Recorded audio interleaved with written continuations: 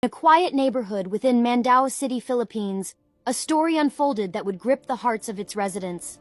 The tale revolved around the disappearance of an innocent 8-year-old Filipino-Korean girl. It was on a Thursday afternoon, the 10th of August in the year 2023, that the entire community was thrown into turmoil.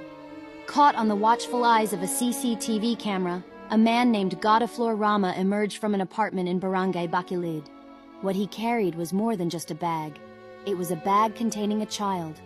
This child, precious and vulnerable, was the focus of his sinister intentions.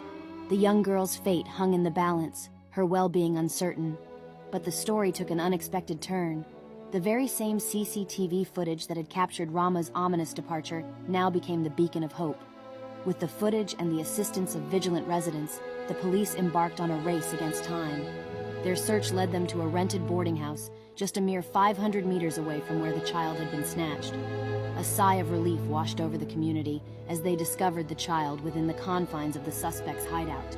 Despite her ordeal, the child bore only minor scratches, signs of a struggle against the tape that had bound her hands, feet, and mouth. Trapped in a suitcase, she had fought valiantly to free herself. Rama's motives slowly unraveled in the aftermath. In a media interview on the following day, he expressed an unexpected remorse. Apologizing to the family of the child, he revealed that his actions were born out of a twisted sense of revenge. The child's grandparents had accused him of theft, an allegation he vehemently denied. This perceived injustice ignited a desire within him to make them feel his pain. The layers of the story deepened as Rama explained his intentions. He had no intention of causing physical harm or engaging in any kind of assault against the child. Instead, his plan was to return her after 6 hours, during which he fed her and allowed her to play games. A peculiar form of retribution, indeed. The threads of this narrative trace back to the apartment building itself, where Rama had served as the caretaker for over a year. The building, owned by his elder sister, was home to a complex web of relationships.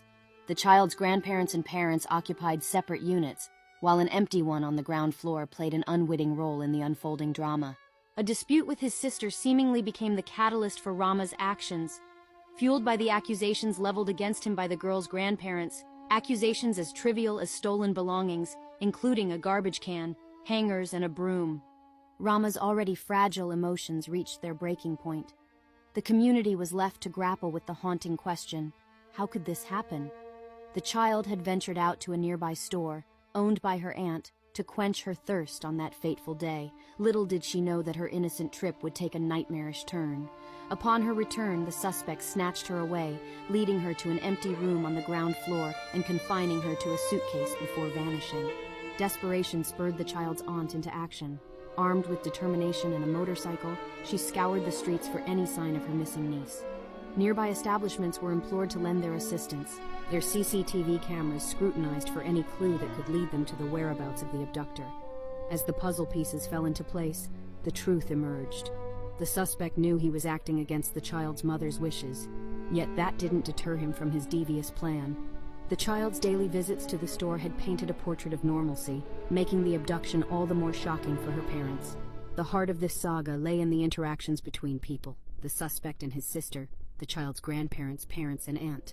As the layers of the story peeled away, the community grappled with their own understanding of justice, retribution, and the lengths to which desperation could drive a person.